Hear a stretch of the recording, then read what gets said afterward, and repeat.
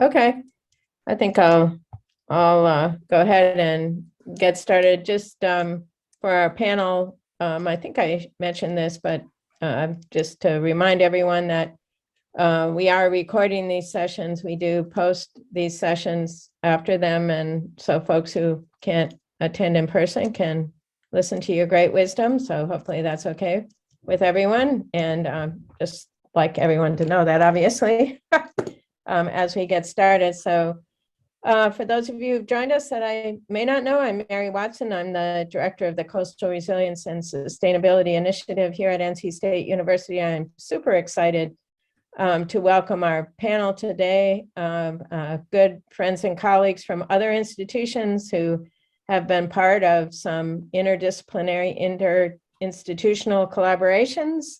And I'm not going to go on and on, but invite each of our wonderful invited guests on our panel to briefly introduce themselves, and then we will move on with the program we have today. And I want to start with Laura Moore from the University of North Carolina at Chapel Hill.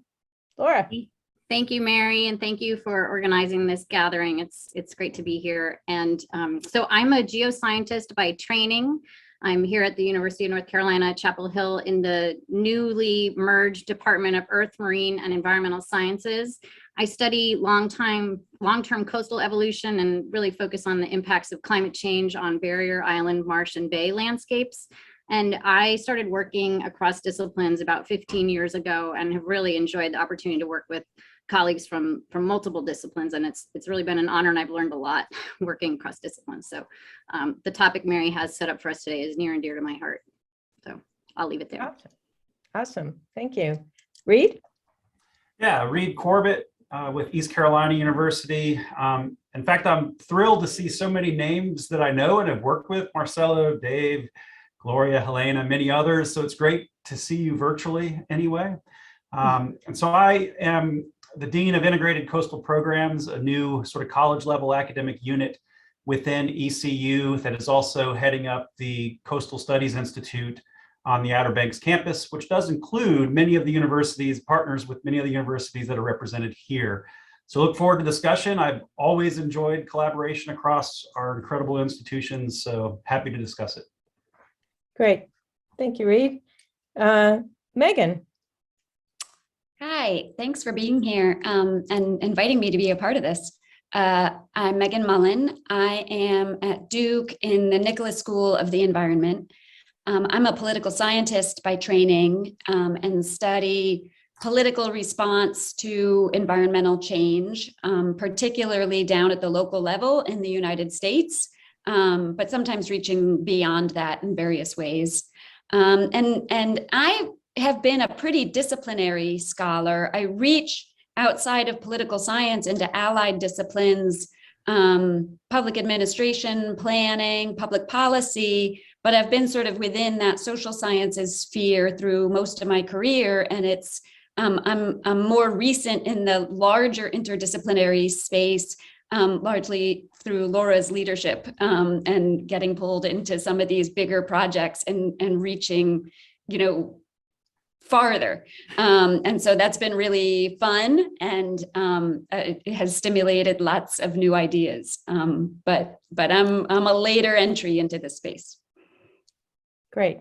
Thank you, Megan. And our very own Casey Busch. Hi, good afternoon. I'm Casey Busch, and I'm an assistant professor in the College of Education at NC State.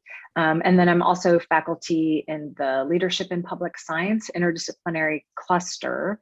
And so my work has been cross-disciplinary in that I study science learning more broadly through a science communication perspective, right? So how can communication serve as a tool to help change people's knowledge, their attitudes, and ultimately their behaviors and actions, usually related to kind of large scale environmental issues such as climate change.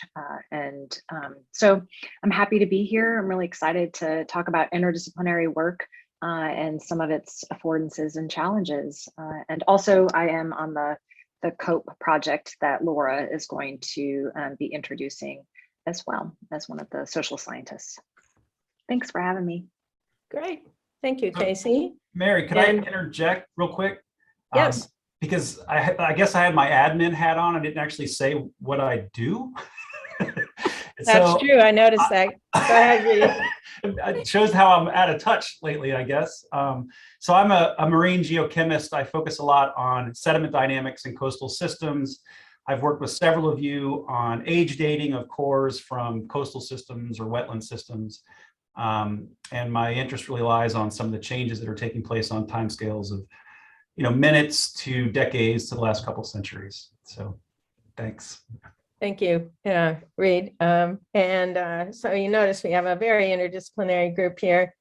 And now I'm going to turn it back over to Laura, and Laura's going to kick us off with a presentation on C-CoAST and what that project, she's even going to tell us what that stands for as she introduces us to the C-CoAST experience and the C-CoAST projects. Laura. Thank you, Mary. So just first, are you seeing the full slide? Yes. Great. Okay.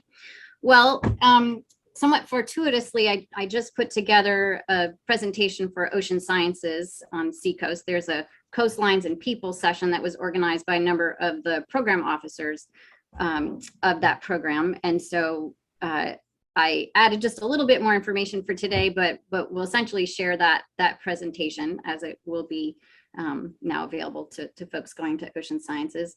And all the co-authors here are the PIs on the RCN proposal and the hub proposal and last year's hub proposal submission. And so those are the names that you see here. And I just want to emphasize that you can't do this kind of interinstitutional, interdisciplinary work without a really amazing team that works well together. And it's just been one of my greatest pleasures yet in my career to work with this really incredible team that was so devoted and so committed to bringing this together. So it's really a group effort, and it really kind of exemplifies the magic and the synergies that can really happen when you bring together people who have different perspectives that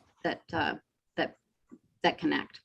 So excited for this opportunity to share, and let's see the first slide. All right, so C-CoAST stands for the I guess I didn't say, right? Collaboratory for Coastal Adaptation over Space and Time.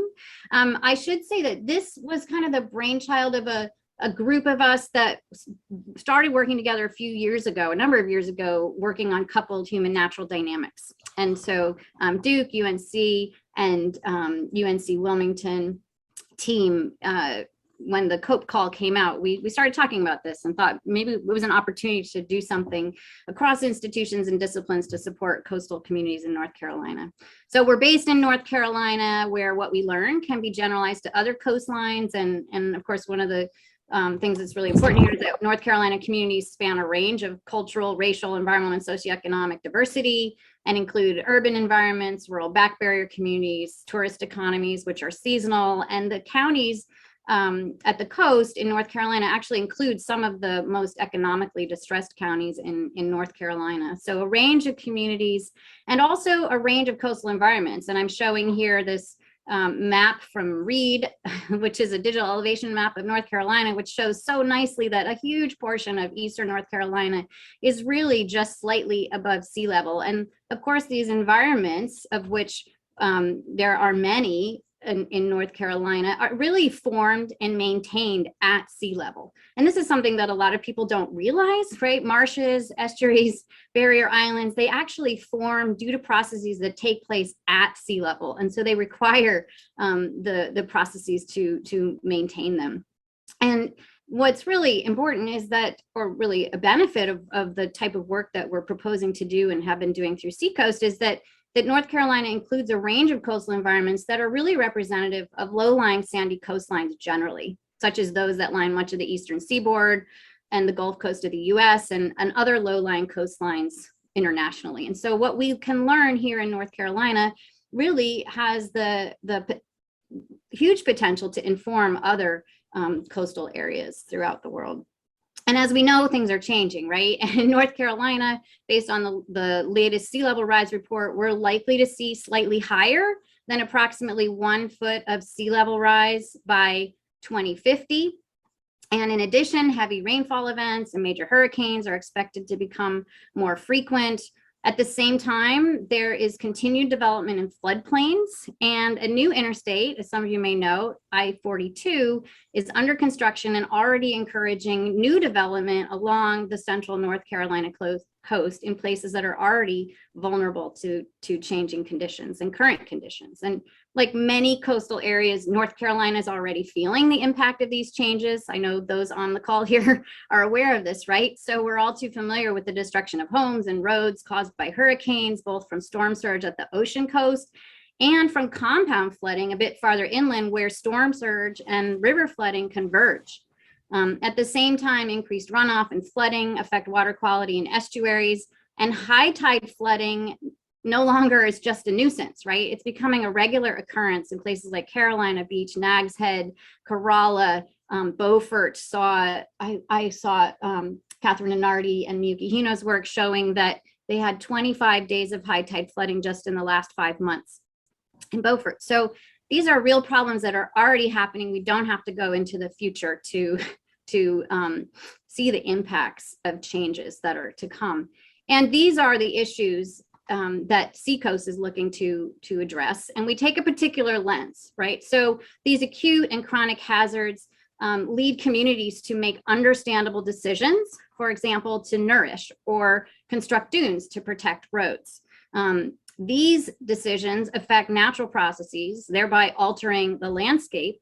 For example, not allowing overwash to reach behind dunes, which is beneficial in the short term, has the effect of lowering island elevation relative to sea level, which makes the landscape more vulnerable to chronic flooding and severe impacts.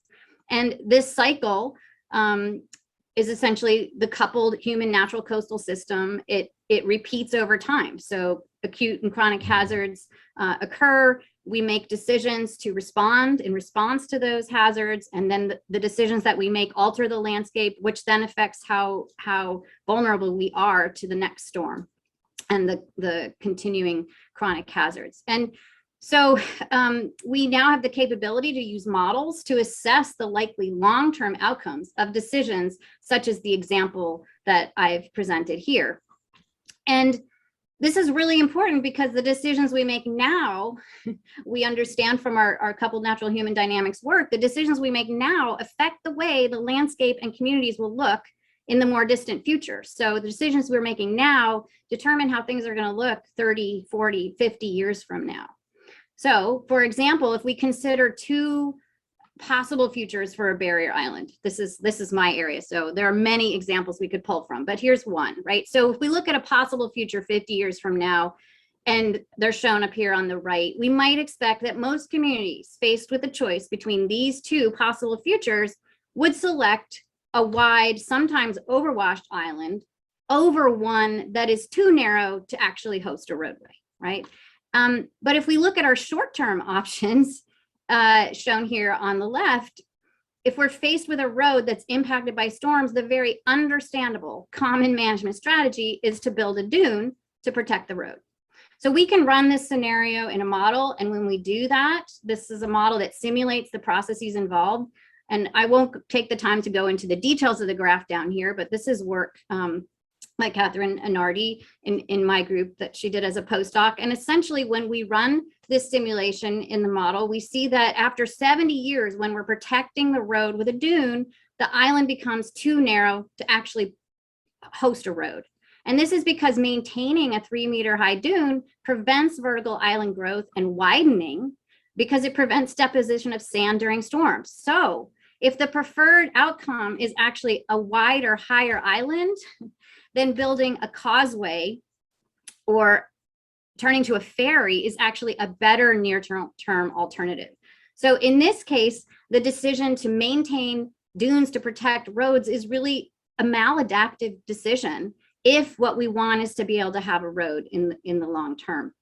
And so to make decisions that are likely to lead to the most acceptable, or we might need to start saying the least worst of possible futures, requires understanding what future fate the actions that we take today set in motion.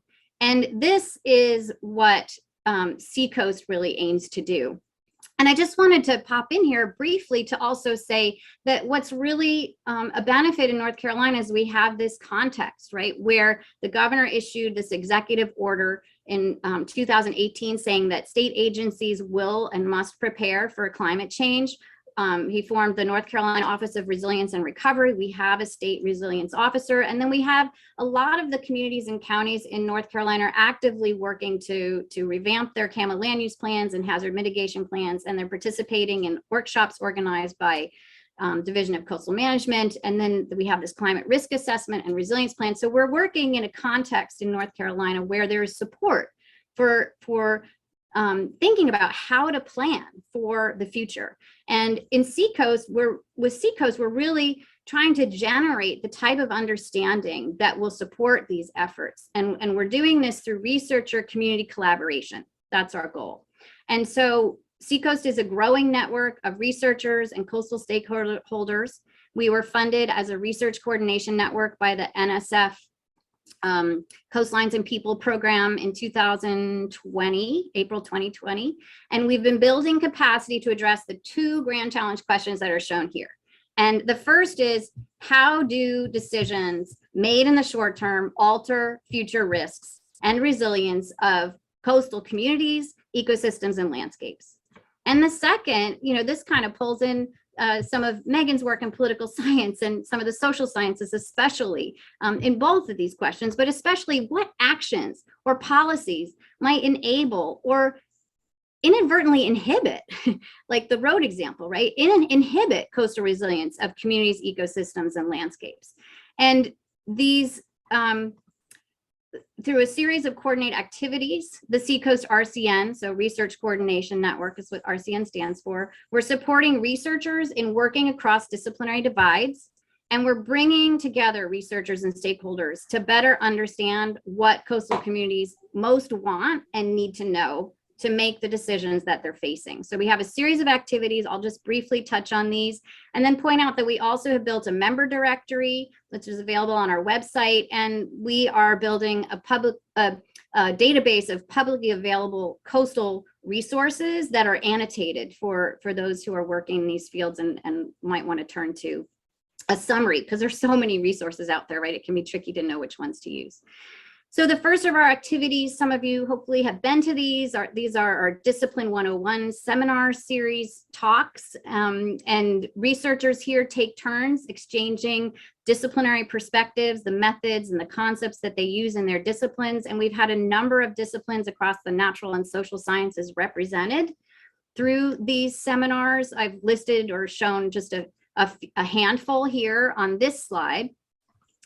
And there are three types of Discipline 101 seminars. Essentially, there are the sort of theoretical, conceptual style talks. There are the talks that are more focused on methodological approaches, like Miyuki Huna's wonderful talk on climate econometrics. And then there are more topical seminars. And so there's kind of there's a team that's organizing these seminars, and they put forward information to provide kind of a format and a framework for presentations.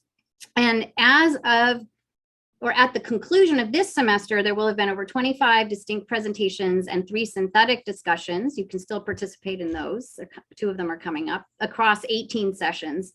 And when we proposed Disciplines 101, we envisioned it as an in-person gathering, but going virtual has actually really allowed us to reach an even larger and broader audience than we imagined.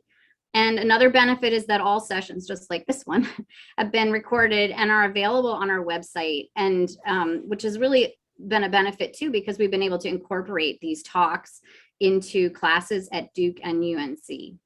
So we're really trying to support researchers in this case, working across disciplines, reaching to understand the language even across disciplines and the different perspectives that each discipline provides. I will say that not only researchers have been participating, we've also had a number of coastal stakeholders who've been joining and participating, which has been really wonderful. So turning toward bringing researchers and stakeholders together, we started with listening sessions, which were held in spring 2021. Again, these were intended to be in person.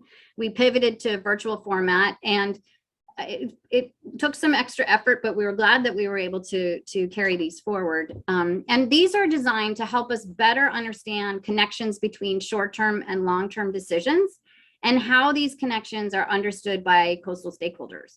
So we held multiple listening sessions virtually in spring 2020. This past fall, we analyzed the data that we collected, and Megan was on the team that led this effort.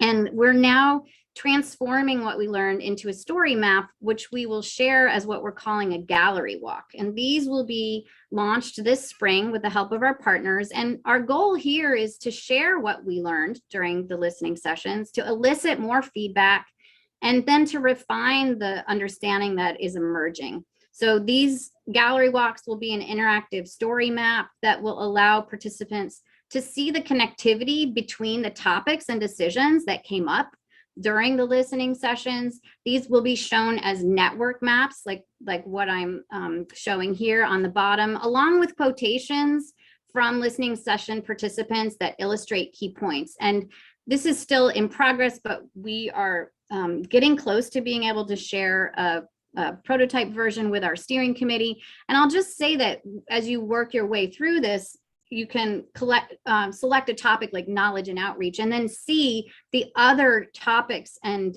decisions and issues that came up related to knowledge and outreach, for example. And then if we look at development on the right, there is a similar but more expanded distribution of relationships. And it just kind of illustrates the complexity of the decision-making at the coast.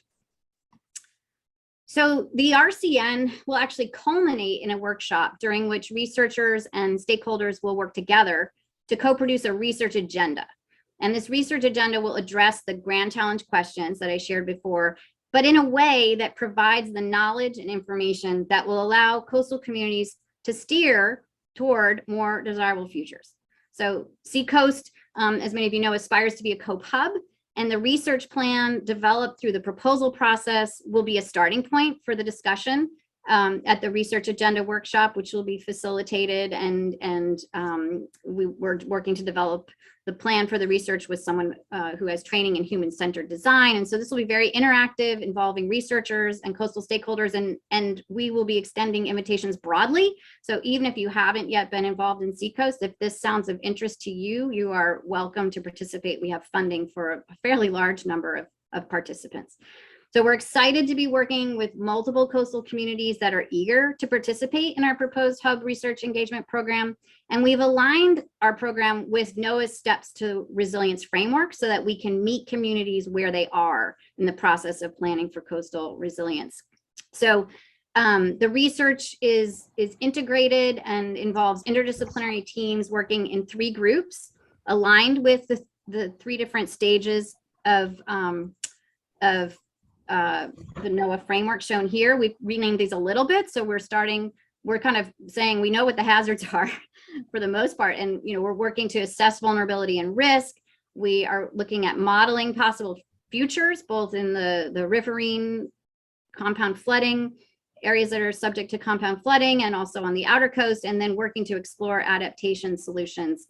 And Megan, Reide, Mary, everyone on the call today as a panelist is involved in this proposal. Just quickly, kind of some overview points about the hub. It's 30 investigators representing 17 different disciplines. We have 6 universities involved, so interinstitutional. There are 6 groups of partner communities that are excited about participating if we get funded. We hope we will. And then we have a number of partners, both at the government level and in the nonprofit sector. It would be $20 million over 5 years, just showing the hub framework on the right, which involves a leadership committee and an advisory board and a community engagement team, and then leads for these 3 different areas that we're working across as 3 different teams. Again, really integrating the social science and the natural science in this way. And I won't take the time to go into the details of this, but essentially we've put together a proposed hub research and engagement plan, which is designed to meet communities where they are in the process of resilience planning, and then move them or support them in moving through to the next steps. And so we have engagement activities that are two-way, opportunities for two-way communication, whereby our partners will be helping us refine the research that gets done, and we'll be sharing back what we learn, getting feedback, and it's an iterative process. And so each of the blue text, all of the blue text on here is that engagement piece that ties into the research. So I can certainly say more about C-CoAST, but I want to turn it back to the panel. Let me just make one last pitch here. I'm not sure how many of you might have heard about this new journal, Coastal Futures. I'm excited to be on the editorial board. There's a group of senior editors, which involves one of the C-CoAST PIs, Brad Murray at Duke University. This journal is launching soon. We are looking for commissioned pieces that will be free of page charges to launch the journal. And the focus is on interdisciplinary efforts that are really bringing the lens of looking at interactions and indications for the future. So this is a great place to present interdisciplinary and interinstitutional work. I just want to put it on our radar. And I'll just leave it with this slide and an invitation to join C-CoAST if you haven't already. You can receive updates on our activities and participate. The RCN will continue for another year. We've requested a no-cost extension given COVID, and that we want to take our time to make sure we get this research agenda workshop done at a time when we can be in person. And please feel free to reach out if you have any questions. I'll turn it back to Mary. Awesome. Thank you, Laura, for a terrific overview of C-CoAST and what it is, and how it came together as a multi-institutional effort to take on really big, compelling questions.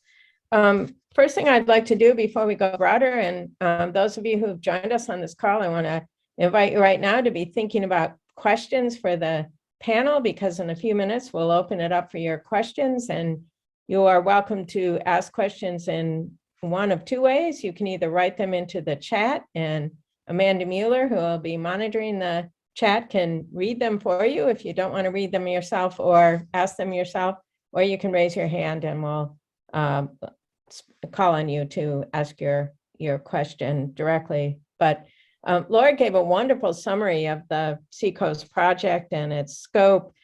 Before we open it up to bigger questions, any of the other panelists want to add to Laura's comments on how and why they've engaged in C-CoAST? So I'll just add briefly, I mean, I think the connections that we've made through Laura as sort of being our leader across this particular RCN has been really interesting and I think helpful across all of our institutions. I think one of the things we pointed out is the different strengths we have across institutions. And some of that is simply based on place, because of where we are, because of the different marine centers we might have, or where our home institutions might be located. We have these connections that others might not. And so together we actually really do bring, sort of bring a force, if you will, that separately we don't do. And so it's really additive. And that's one thing that's been really fun, exciting, and enjoyable to sort of develop this RCN as well as the proposal, is thinking about how we connect, bring our different resources together to become much stronger as a single entity, this interdisciplinary group, when we think outside of our disciplines and think outside of our typical collaborators. And it has been really great. And I think we have made these interesting connections that we wouldn't have made otherwise. Just Great. Building on what Reide said, another piece of that is the connections in communities and the connections with practitioners and with stakeholders, because this kind of huge effort is like at its very core intended to be in partnership with those who live and work at the coast and those whose lives are caught up in the coastal future. The diversity of institutions then allows us to have a diversity of partners and entries, with different communities, both geographic communities and communities of practitioners and stakeholders. Mary, can I add one other thing too, which is that I want to make it really clear that the idea behind C-CoAST is, we have to have a nucleus of planned research to start from, but we have built in flexibility for the program to evolve so that we can continue to fold in other researchers working on these problems who are interested in engaging. And the hope is to, again, be a hub where we're reaching out far beyond that nucleus. And so we're really excited to have a lot of members and participation outside of, the RCN specific team is small in terms of the PIs, but we're reaching a broader group. And same if we're funded as a hub, we actually have flexibility to move dollars around, and we have funds set aside to bring in others. And so this is a really open effort that we hope will continue to expand over time. I want to jump in once again and say I've witnessed this in my time with the project. As we've developed these listening sessions and gallery walks, we've realized that we need expertise that we hadn't thought about on the front end. And we conduct search and we ask around and we find people who have that expertise and they get folded into the effort. And, I've been a PI or a co-PI on one stage of the RCN, but decided I don't have time to invest in sort of a leadership role in the next stage. And I back off, and other people who weren't in the leadership earlier have stepped in. And so there's been a lot of fluidity even so far. And I would, the hub is designed to enable even more of that going forward. That's great. Casey, anything you'd like to share right now? Sure. Yeah. Just thinking, just kind of broadly, because I noticed some of the, kind of like discussion questions that were posed, Mary, are kind of higher level, like how to think of C-CoAST as an exemplar, right, of interdisciplinary and interinstitutional research. And so just to point to fact that I think that it requires that successful collaborations like this kind of requires that backbone, either a person or an organization that is going to do that work of bringing everybody together in very purposeful ways. And that's the only way something this large is really going to be able to be successful. So if you're talking about interinstitutional kind of interdisciplinary collaborations, just one-to-one, then you don't need that. But for large groups such as this, it's entirely relational and it's entirely organizational. And that backbone person is absolutely essential. Otherwise, it's just will not happen.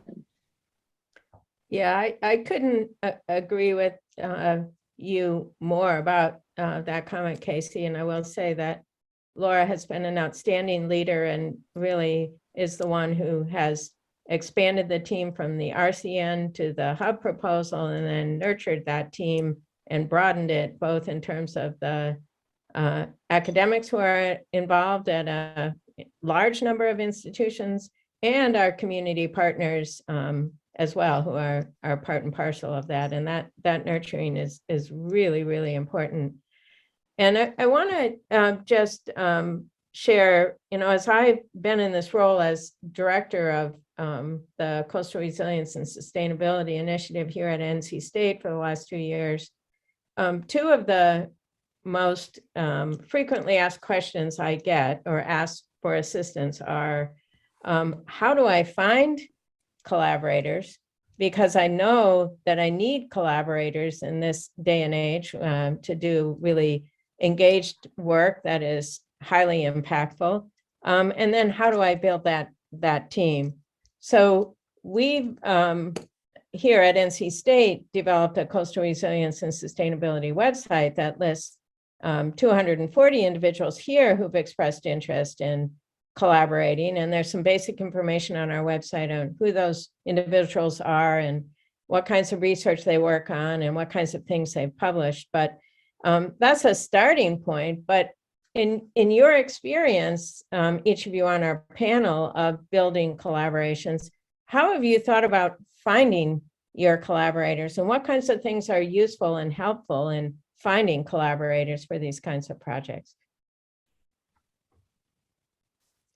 Who wants to start? I'll start. I think it's a tough question. I think for proposals like this, it does take, when you're doing these large interdisciplinary proposals, it does take a significant commitment. It's hard to just bring somebody on that you don't know, just sort of cold call, hey, you've got an expertise I'm interested in.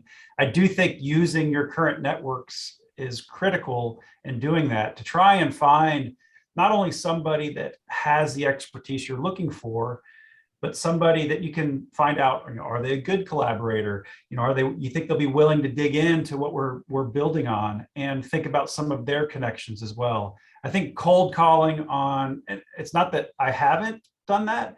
I don't think it's as organic. It doesn't necessarily work as well many times, maybe 8 times out of 10. And so it's really using those connections that you have within your institution, outside your institution, to be able to call on those collaborators you have. And you might not be asking them to participate, but you are asking them about somebody that you might want to participate. And using those current networks, I think, is really important. Great. I can piggyback on that and say I completely agree. And it's just a lot about asking questions and reaching out. It's sort of a snowball effect, right? I mean, you're looking for something, you reach out to someone you ask them for ideas, and you follow the breadcrumbs on the trail. And then I find that, once you do connect with people that you're looking to work with, it's so important to take the time to really have careful, slow conversations, and you really have to be patient. And when there's a word that someone uses that you don't understand, you have to say, wait, what do you mean by that? Because I can't tell you the number of times where there's been the same word used by scholars in 2 different disciplines, and they mean different things, right? I'll never forget when Casey and I were working on a project with dramatic artists and social behavioral scientists and social sciences, right? And so the behavioral scientist is talking about recruits, and the dramatic artists are saying, wait, what do you mean? Oh, audience members, right? Like, we're talking about people sitting watching a show, but we're using very different terms, and you have to take the time to really work through what is being said so that you can really understand each other, determine whether it's a good fit, and start to build those relationships moving forward. Great point. And I think on the receiving end, right, anyone who's being approached is really busy, right? Anybody whose skill set is valuable to a project is already overcommitted. And so thinking about that at the invitation stage, right? How do I help, enable this person to participate? Like, how do I, how can we create conditions that it makes sense for them to be a part of this team? That's a really good point. And even the initial ask, I don't know, I always phrase things really carefully, right? Because you want it to be enticing, and you want to put forward enough so that there's curiosity about what you're offering, but not so much that it's overwhelming. And so, I'll say that I'm always, maybe I'm giving away a secret here, but I'm always very careful and mindful of what Megan is saying about busyness. And sometimes you can see the connections, and you want to make sure that those are clear when you're reaching out. And don't ask too much too soon. Just get your toes wet, have the conversation. Yeah. That's right. What I would share from, I'm probably the oldest and grayest person on this call, and started doing some of this collaborative work 25 years ago, is you also want to work with people you like. So you have to spend the time to get out there and meet people who are doing different things. And, it's as Casey put in the chat, it's totally relational. Finding someone you enjoy spending time with, who then shares a different perspective about things. And as we all watch the myriad calls for proposals come along, and then you spark, oh, I learned so much. I had so much fun talking with somebody about something. And then, that led to one thing and it led to another. And then someone had the guts to step up and say, I'll lead the development of that proposal. And then you build the team from there based on people you know and expertise you need and people you enjoy working with. Maybe each of you could share a little bit about, it's a hard work to do that, but what are the benefits or the rewards from doing it? As you think about projects you work on as an individual or in a group of 2 or 3, how have you expanded that out to do bigger things? And what's been the benefit of that to you, both individually as an investigator and to your research career? I'll go ahead and start off. So it kind of speaks back to what Reide and Megan said with, kind of this Gestalt theory of like the sum is greater than the parts. And so, right, the level of impact of the type of work I can do is almost disproportionate to the number of people that I can work with, right? It's exponential. And so as I've, kind of progressed, because I think, I'm the most junior of the faculty on the group here, right? Like as my research agenda has progressed, the questions I want to ask get bigger, and I'm not going to be able to do those, to answer those questions on my own. And so those bigger questions necessitates having kind of this interdisciplinary group. So it just advances what I'm able to accomplish. But I will say as a challenge, I don't think interdisciplinary research is necessarily appreciated more than not interdisciplinary research, by tenure standards and things like that. So there are challenges because it takes longer. Like I said, they're bigger projects, so they take longer. Building the relationships, is not always easy and can be fraught at times. So there's, there are trade-offs with this type of work that I think should be acknowledged as well. So I would just add to what Casey said, in that certainly the research questions get bigger, and I think the rewards get bigger as well. And I think some of that is your personal rewards because of the meaning that your research has, but also I think the rewards, and many of these large projects that we are involved in do have a direct connection with a or multiple communities, and the reward there I think has been really great. And that's something that I've really started to enjoy, is those connections with the community.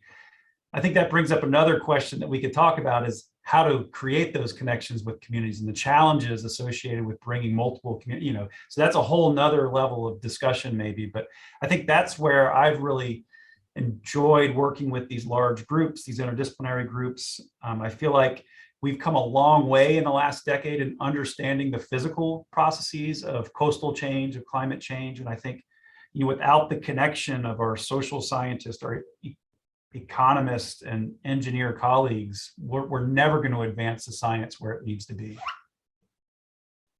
Mm-hmm. I could add too, I couldn't agree more about the questions requiring interdisciplinary, or really even, we call it transdisciplinary, right? Where we're not just taking different disciplines and connecting them, we're actually really merging the lenses and the approaches and the perspectives. And I would say that it's really intellectually stimulating. I find that that working across disciplines in this way actually changes the scientific questions that I seek to answer.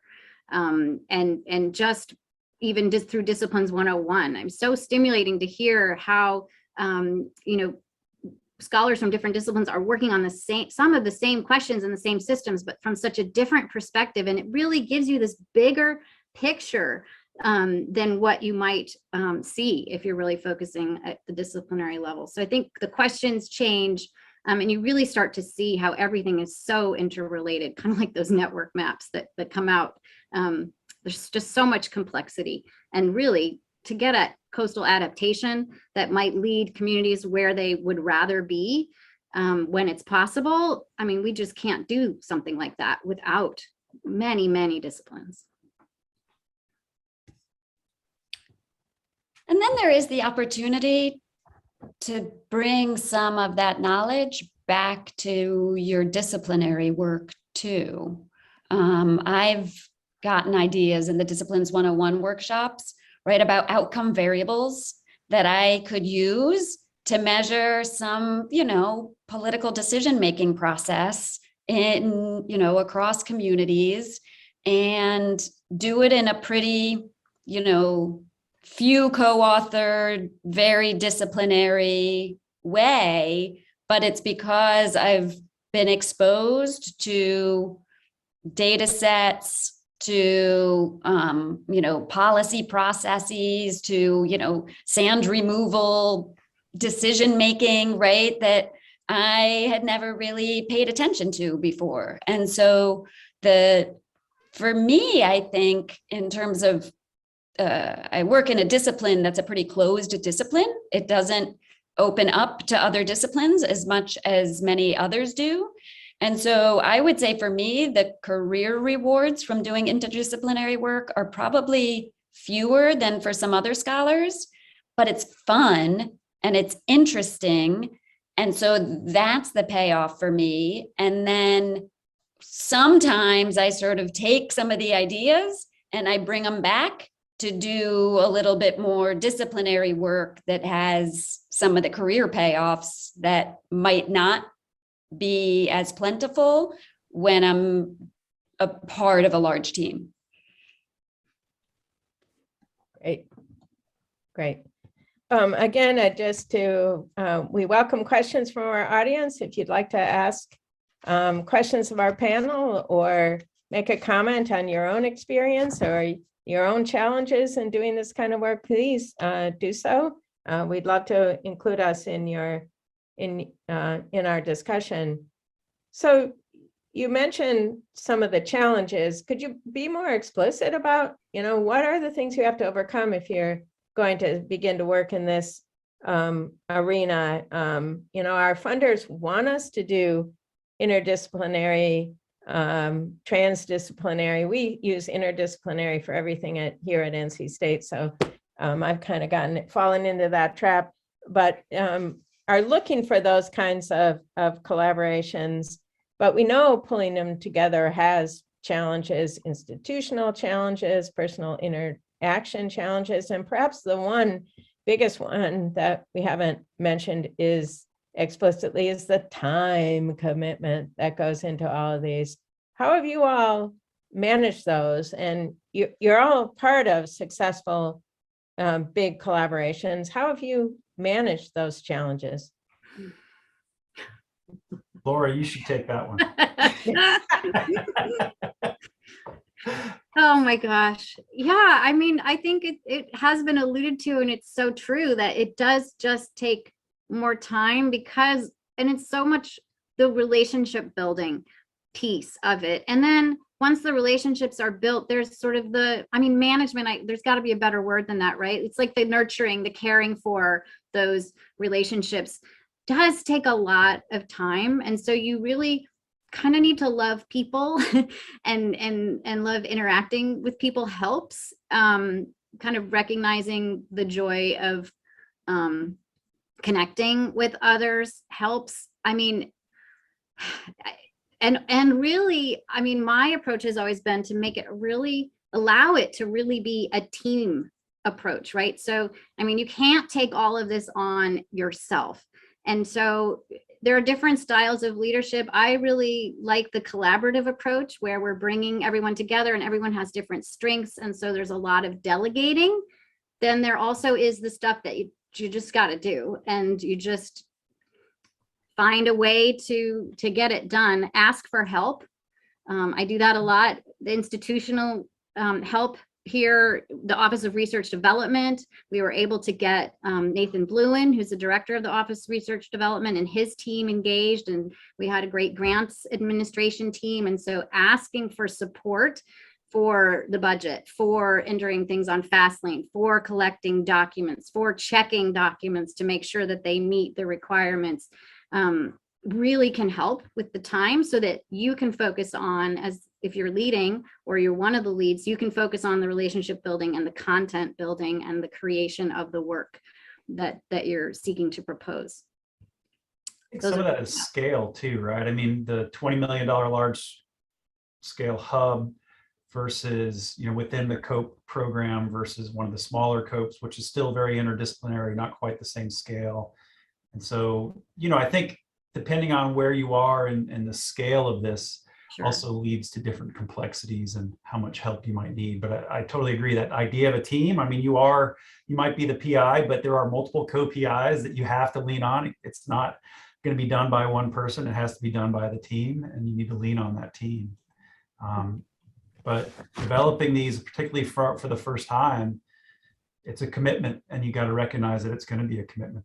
I think that's one of the challenges is these sorts of programs, whether it's the large scale hub or a focused hub, take time, and they do take much more time than a simple simple disciplinary proposal. No proposal is simple, but you know what I mean, scale. And even the details, right? The fact that you might have to go through multiple IRBs, for example, right? Which all have, you know, their own operations and their own thresholds for different sorts of review, and very different paperwork that asks different questions. You know, what is a time-consuming process and an important one in one institution, then when you start having to do it across multiple institutions, that adds. Absolutely does. Mary, Amanda. if I can jump in real quick, I know we're about out of time, but I think Erin Seecamp posed a really good question in our chat box. So she mentioned that she finds it difficult to return a rapid solution to the communities that she's working with.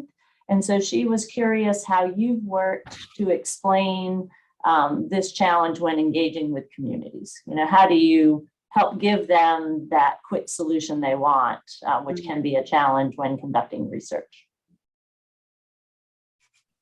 I don't think there's a simple answer to that. And I think part of it is just open dialogue with the communities that you're working with. I think there can be, you know, communities are looking for quick answers, but that said, I think being open with what the process is, what you're trying to do, what you're trying to develop, and the benefits to them of the process that you are likely going to put them through if they are willing to partner. That open communication and open understanding is going to be critical, but providing them an understanding of the real benefits they would have at the end if they're willing to jump onto this train and, you know, spend the next 1.5 to 2 years with you. Erin, I noticed you turned your camera on. Would you like to say something? No, I mean, I just turned it on to be respectful. I had been eating before and didn't want you to have to watch and get jealous of my orange that I had and other things that I've been snacking on. I just wanted to say this is just one of the greatest challenges that I have faced in my work, no matter what type of community I'm working with, especially as communities become more fatigued by ongoing research. And not seeing solutions. I think one of the things that we have to think about moving forward is how do we create enduring relationships with communities and communities that we can build upon small successes to lead into these larger term solutions that are going to take time and that may not be experienced for a generation. I think you're raising such an important point, and this is something we've been so mindful of as we have been building C-CoAST and reaching out to communities. I will say we've been working with Sea Grant and the Sea Grant team, which already has existing relationships. And so that can be one way to step into a new relationship, is through a partner that already has connections and relationships, so that the trust level is already elevated from the start of the conversation.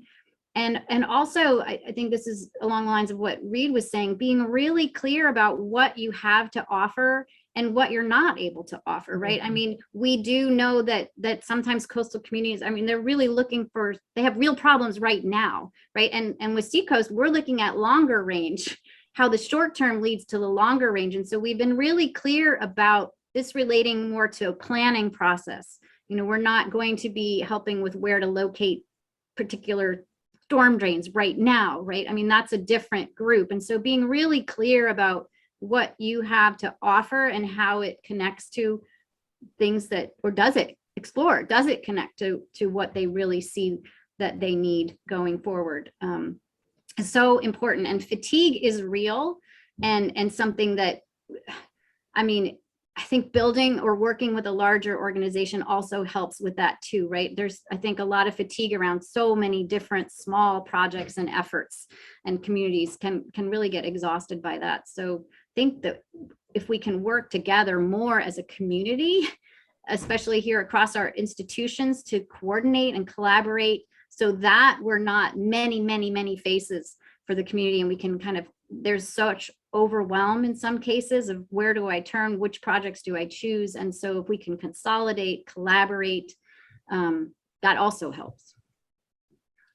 Yeah, and I will, I'm noting the time, and I always like to bring us to a conclusion on time, but Casey said early on, it's completely relational in terms of finding collaborators. It's also completely relational in terms of finding your community partners, being respectful of their time, building that relationship, making sure that it's mutually beneficial. We could have a whole nother session on what co-production is all about.